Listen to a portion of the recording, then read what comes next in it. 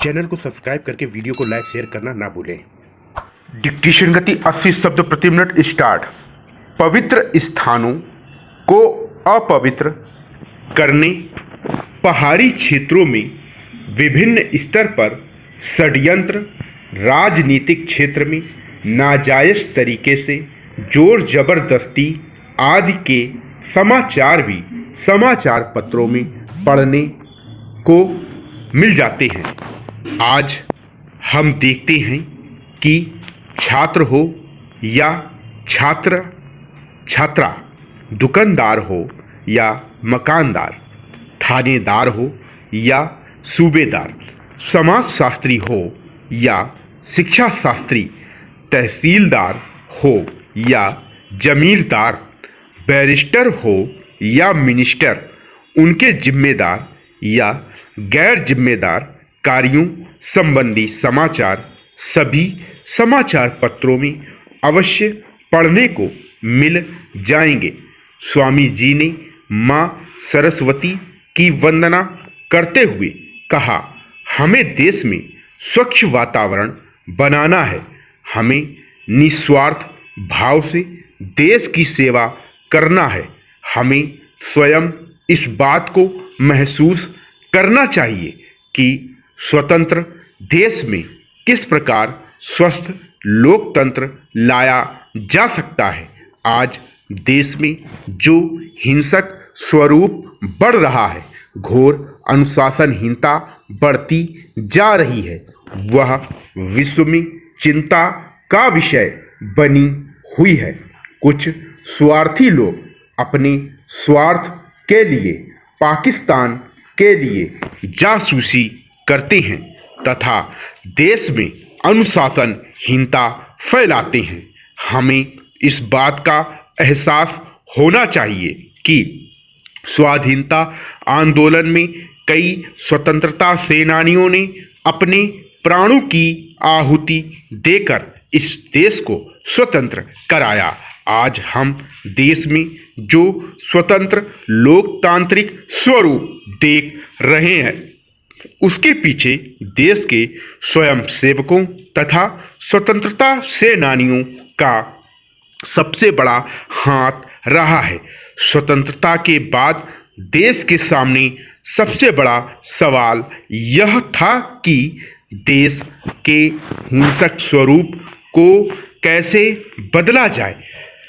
स्वतंत्रता के बाद जगह जगह स्वागत समारोह आयोजित किए गए, स्वागत समितियां बनाई गईं तथा स्वागत कक्ष स्थापित किए गए।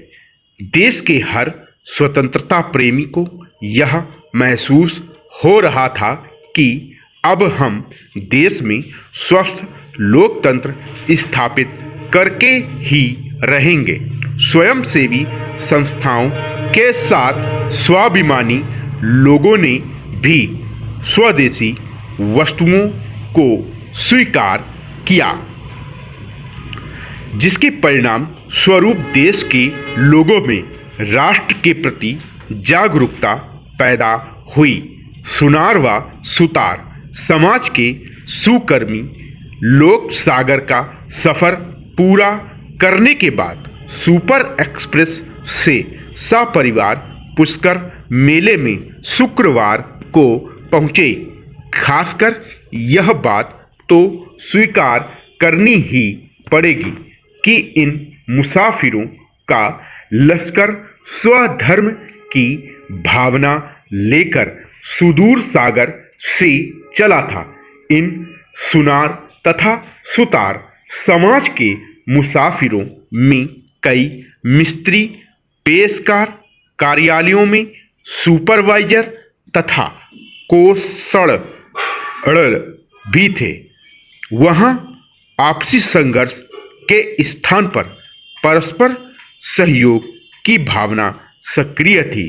पुष्कर में राजनैतिक संघर्ष के कारण हड़ताल थी, अतः केशकर सुधार समिति के लोगों ने मुसाफिरों को पुष्कर होटल तथा पुष्करणा धर्मशाला तक जाने के लिए बाइसिकलों तथा ट्राइसिकलों का प्रबंध किया। जो लोग सपरिवार या एक्स्ट्रा कर्मी थे उन्हें समिति की स्वीकृति से पुष्करणा धर्मशाला के प्रेम सागर गृह में सप्रेम ठहराया गया था। 2-4 लोग पर्सनल रूप से जुगाड़ कर सुप्रसिद्ध साबरमती शिखर हॉस्टल में निःशुल्क स्थान पाने में सफल हो गए थे। वे शीघ्र से शीघ्र पुष्कर मेला देखना चाहते थे, इसलिए सुबह से ही बेसब्र नजर आ रहे थे। वे पुष्कर के संग्रहालय तथा लाल सागर को देखकर अपने सपनों को साकार करना चाहते थे।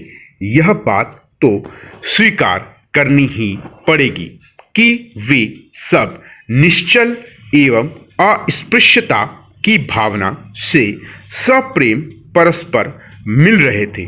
शुक्रवार को पुष्कर में स्ट्राइक होने के कारण कई मुसाफिर विस्तार से सुपर बाजार व खासकर पुरानी हिस्टोरिकल स्मारक नहीं देख पाए।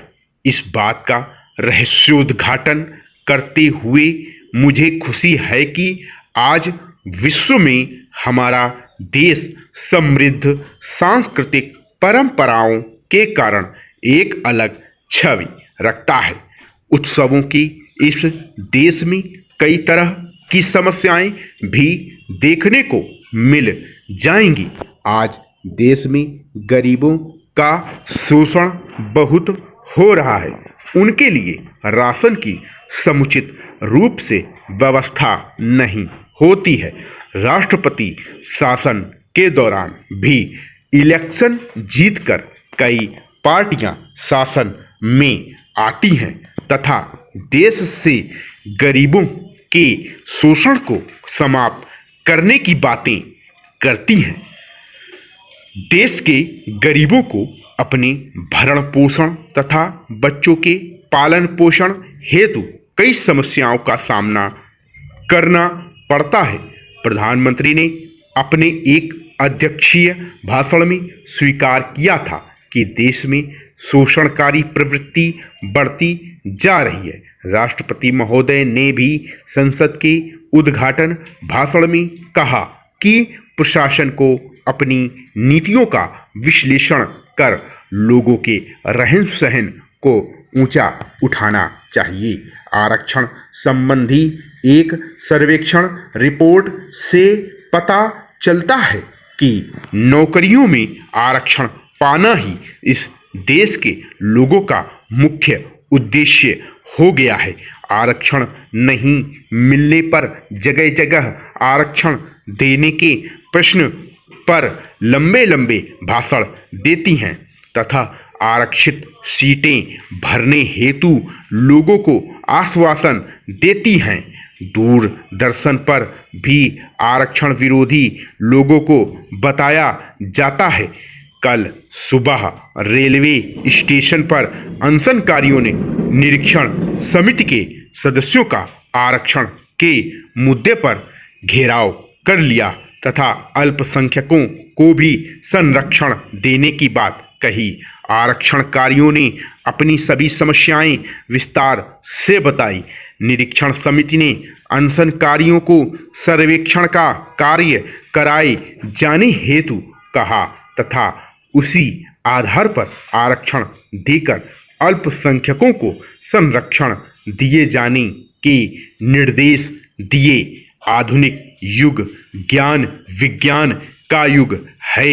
हमारे देश के कई सुयोग्य एवं सुविख्यात वैज्ञानिक अपने देश में ही नहीं बल्कि विदेशों में भी जाकर देश को ख्याति दे रहे हैं। विराम।